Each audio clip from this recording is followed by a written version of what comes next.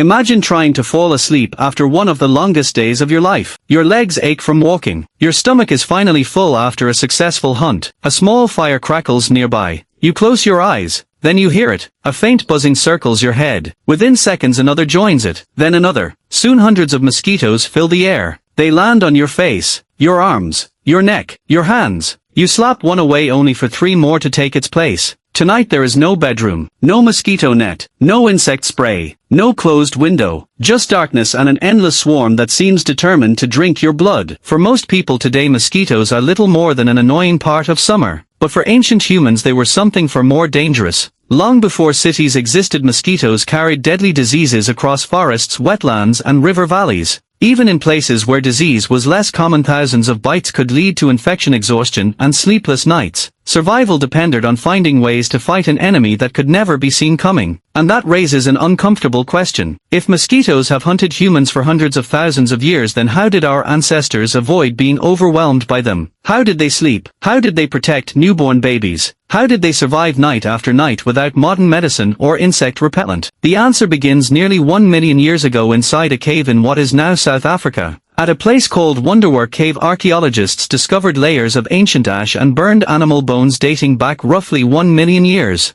The discovery suggested that early humans were not simply using fire to cook food. They were learning to keep fires alive for long periods. Fire changed everything. It provided warmth after sunset. It scared away predators. But it also created something invisible that mosquitoes hated: smoke. Today researchers know that many mosquito species rely on carbon dioxide and body odor to locate people. Thick smoke disrupts both signals. It confuses their senses and makes it difficult for them to find a target. Across Africa and South America, many traditional communities still burn slow smoky fires outside sleeping areas during mosquito season because the method continues to work surprisingly well. For ancient humans this may have become one of the first forms of insect protection ever invented. Instead of fighting mosquitoes directly, they changed the air around them. A small smoky fire could create a protective barrier while families rested nearby. It was simple. It required no tools beyond fuel and fire. Yet it may have saved countless lives. But smoke alone could never solve the entire problem. Mosquitoes breed wherever standing water exists. Rivers, marshes, small pools left behind after rain. Many of the same places that attracted thirsty humans also attracted billions of insects. Water meant fish, animals, drinking supplies. But it also meant danger that filled the evening sky. Ancient people had to think carefully about where they stopped for the night. Archaeological evidence from prehistoric campsites shows that many hunter-gatherer groups repeatedly chose elevated ground rather than low wetlands whenever possible. Higher ground often offered stronger winds. Even a light breeze dramatically reduces mosquito activity because these insects are weak flyers. Sleeping on a rocky hill instead of beside still water could mean the difference between a peaceful night and relentless attacks. This pattern appears again and again in prehistoric settlement studies across parts of eastern and southern Africa where some of the earliest members of our species lived. Camps were rarely chosen by chance. Every location balanced food, water, shelter, and the hidden dangers of insects. But mosquitoes were not only a nighttime problem. Imagine carrying an infant through thick vegetation during the rainy season. A newborn cannot swat insects away. Their skin is softer. Their immune system is weaker. Every bite carries greater risk. Anthropologists studying modern hunter-gatherer societies have noticed something interesting. Babies are often kept extremely close to adults almost constantly. Skin-to-skin carrying is common. While this helps with warmth and feeding, it may also allow adults to shield infants from biting insects using smoke clothing or simply their own bodies. Thousands of generations may have survived because protection was shared rather than left to individuals. In the prehistoric world, survival was almost never a solo effort, but even cooperation had limits. Because there was one thing mosquitoes could do that no amount of smoke or careful campsite selection could completely prevent: they could change the course of human evolution itself.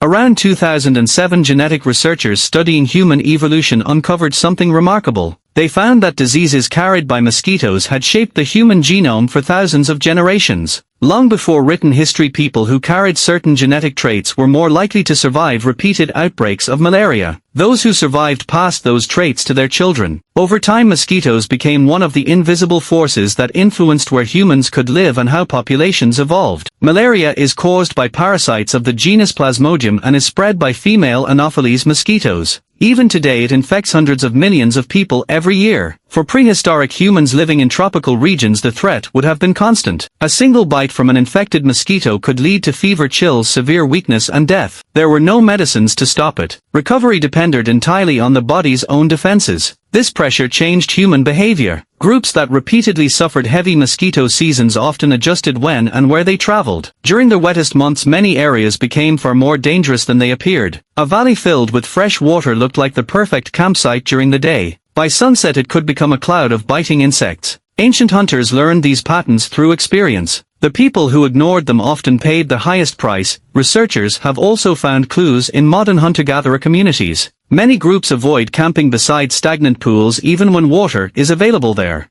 Instead, they prefer moving water, open ground, or places with steady wind. These decisions may seem ordinary today, but they represent knowledge accumulated over thousands of years. It was survival passed from one generation to the next. Fire continued to play a central role. Instead of building large flames, ancient people often kept slow fires burning through the evening using damp wood, leaves, or animal dung. These fuels produced thick smoke that lingered close to the ground. The goal was not brightness. It was protection. Some ethnographic studies suggest that people even selected certain plants because their smoke drove insects away more effectively than ordinary wood. Clothing also became another layer of defense. Early garments made from animal hides did more than protect against cold weather. They covered exposed skin during evenings when mosquitoes were most active. Archaeological evidence suggests hide processing became increasingly sophisticated tens of thousands of years ago. Every improvement in clothing reduced opportunities for insects to bite. Shelter mattered as well. Not every prehistoric family slept deep inside caves. Many used simple structures made from branches, grass, and animal skins. Whenever possible, they chose places where natural rock walls blocked wind on one side while allowing smoke to drift through the entrance. The design was practical. Fresh air remained. Smoke stayed close enough to discourage insects. Every detail increased the chance of sleeping through the night. Yet despite all these strategies, people were still bitten. Skeletal remains from prehistoric populations show that humans often survived repeated illness and injury. Their immune systems faced constant challenges from parasites, bacteria, and insect-borne diseases. Those who recovered became the ancestors of future generations. Those who could not disappeared from the human story. Evolution did not eliminate mosquitoes. It slowly helped humans become better at surviving alongside them. The strange part is that this ancient battle never truly ended. Every time you hear a mosquito buzzing near your ear, your brain reacts almost instantly. You turn your head. You raise your hand. Your attention locks onto a sound that lasts only a fraction of a second. Scientists believe humans are exceptionally sensitive to this specific threat because our ancestors lived with it for hundreds of thousands of years. That tiny buzzing noise once carried the possibility of sickness, starvation, or death. So the next time a mosquito keeps you awake at night, it is worth remembering that you are experiencing one of the oldest conflicts in human history. Long before cities, long before farming, long before written language, your ancestors faced the same sound beneath open skies with nothing but smoke, careful planning, simple shelters, and each other. The mosquito never stopped hunting humans. Humans simply became better at surviving their hunt.